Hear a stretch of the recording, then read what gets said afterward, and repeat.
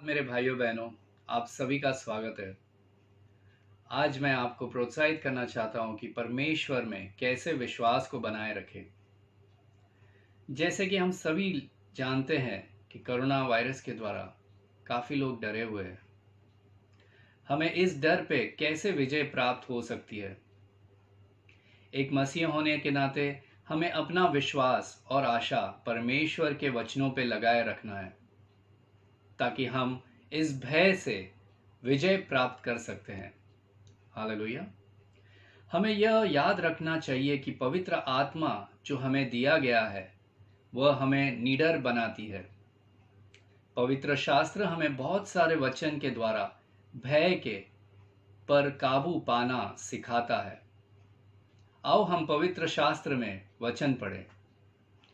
तो यशायाह नबी के 41वें अध्याय 10वां वचन, परमेश्वर ने यशायाह नबी से बात की, मत डर क्योंकि मैं तेरे संग हूँ, इधर उधर मत ताक क्योंकि मैं तेरा परमेश्वर हूँ।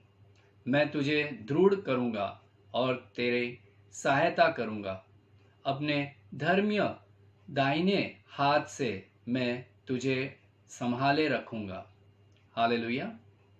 डर की बजाय हमें विश्वास में भरोसा रखना होना चाहिए।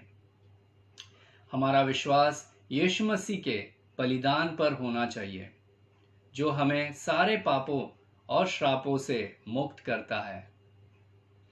हम अब डर के गुलाम नहीं हैं, लेकिन हम परमेश्वर के बच्चे हैं। हालेलुया।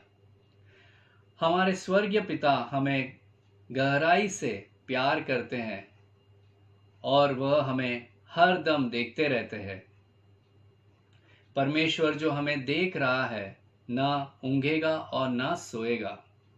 मैं प्रार्थना करता हूं कि आपके जीवन पर, आपके शहर पर और आपके राष्ट्र पर भय की हर जंजीर टूट जाए।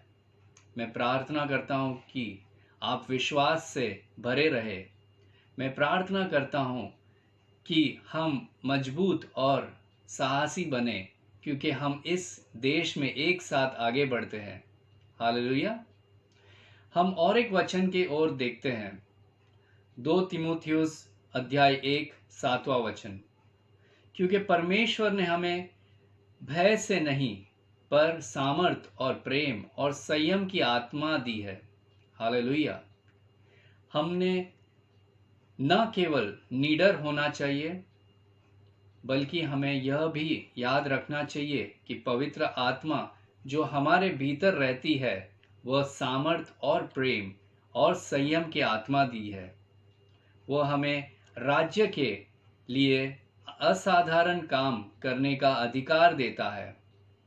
वह बिना शर्त और बलिदान के साथ हमारे दिलों को भर देता है। इन सबसे ऊपर वह हमें संयम की आत्मा देता है, जो हमें इस संकट में निडर होने से मदद करता है। हमारे चारों ओर के लोग भय से पीड़ित हैं, लेकिन परमेश्वर की सामर्थ के माध्यम से हम उन्हें यीशु का प्रेम दिखा सकते हैं। यही सही समय है जहां पर हम हमारे पड़ोसियों, ऑफिस के कर्मचारियों और अन्य जाति लोगों के लिए हमें एक नमक और प्रकाश होने का अवसर देता है। हालेलुया।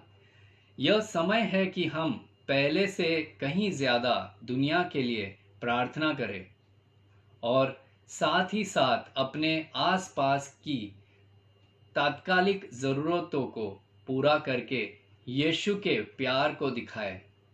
हालेलुया।